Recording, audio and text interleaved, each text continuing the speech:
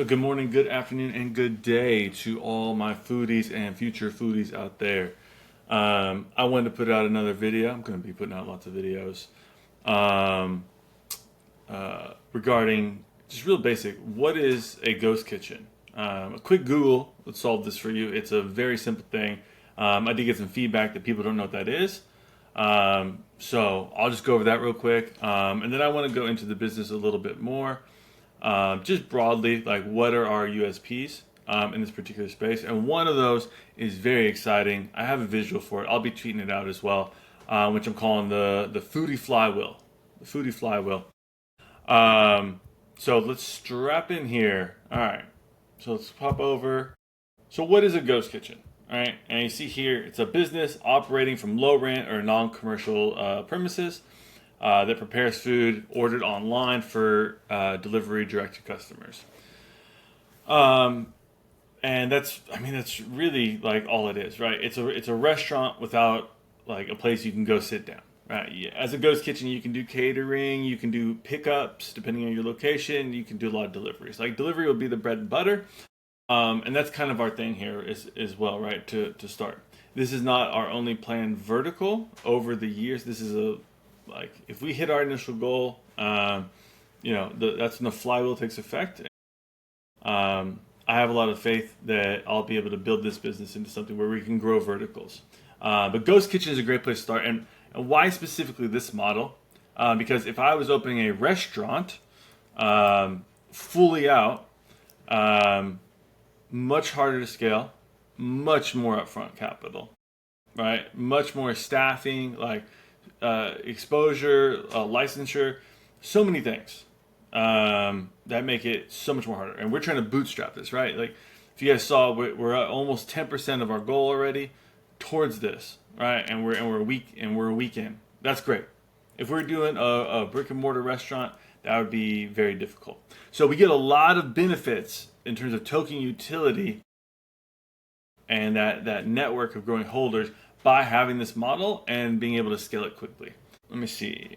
So this is food delivery in the general area. I do not live at 200 West 181st Street. I put in a random address because I know I'm a beautiful guy, so you guys may be stalking me, but that's not my real address. However, I do live in Upper Manhattan for now.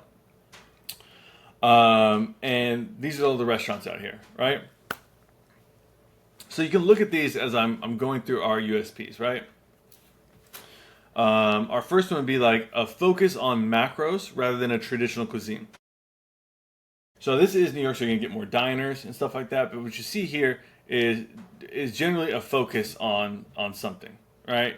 Delis are a bit eclectic, but they're not healthy. The quality is a bit all over the place. Mike's Deli specifically is more of an Italian place. It's on Arthur Ave. If you don't know, that's huge Italian place. Mexican food, Panera bread, Japanese, burgers, Dominican.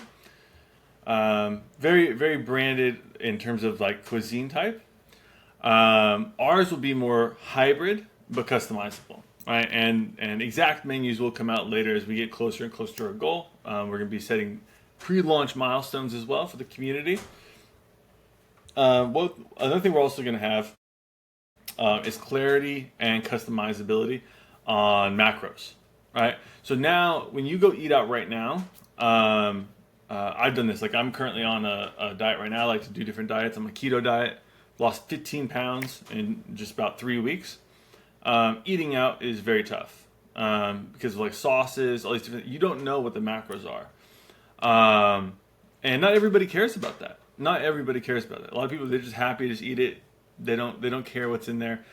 Some places like Chipotle, I think Shake Shack, it'll tell you what it is. And we plan to do this as well. Not only tell people what the nutrients are, but allow them to customize them as an option on their selections.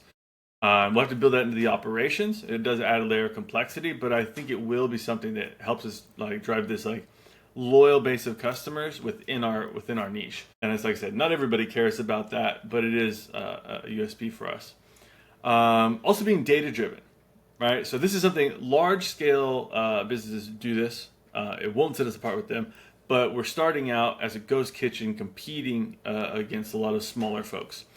And this will set us apart, right? Because we have core competencies in analytics on who will be the team. Right now, it's just me slugging this along, but I have someone who's eager to join when we get to the point.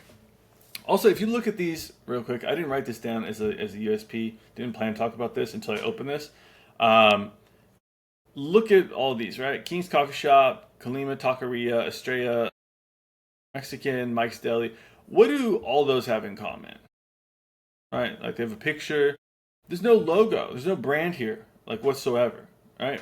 If you go down, you look at Panera, right? You see the Panera. They slipped it in there. Right? There's probably something on the back where you can't just do logo.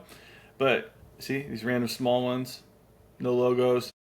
Small things you've never heard of. On the right here, Teriyaki One and Teppanyaki, no logo. You get over to Qdoba and Chipotle, which are big brands.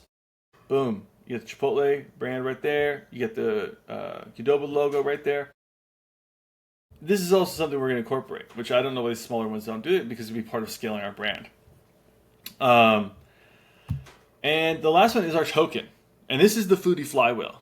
It gives us an advantage over every other ghost kitchen. Like if we opened like the same time as another kitchen and we had the same level of intelligence, same level of resources, same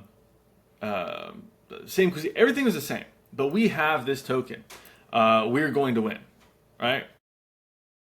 Because once we get to that goal of our 80K, right, we now have real world catalyst events, right? And the token is all speculation, right? So when we, break ground, as it were, on our first location, right, we have first day revenue.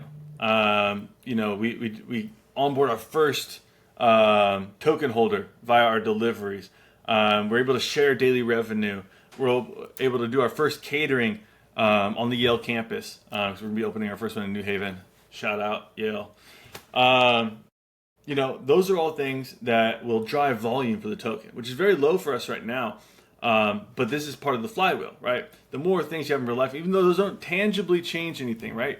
A lot of token stuff is driven off people trying to front run, going off the activity of others. All that drives volume, which drives revenue for our business, right? So you see it here, real world catalyst at the top, down to token volume, which generates fees, and that creates increased revenue for the ghost kitchen model. And keep in mind, this again is a very replicatable and if I said that right, replicatable and scalable model, and it's cheap, right? So once this first 80K is going to be the hardest. It's going to be the hardest because right now, we're at a 37K, 38K market cap. Nobody wants it. The volume's low, right? Everybody wants the hot new thing. That's the difficult thing about this, right? So that's why I'm trying to drive home these fundamentals and the vision of where I think Foodie can go. So those things, they drive increased revenue for the model. So if we're driving 10, 20K a month in extra revenue via the token fees, which again, if we're doing anything right in real life, will be I think on the lower end. It's like the ability to open new locations is insane.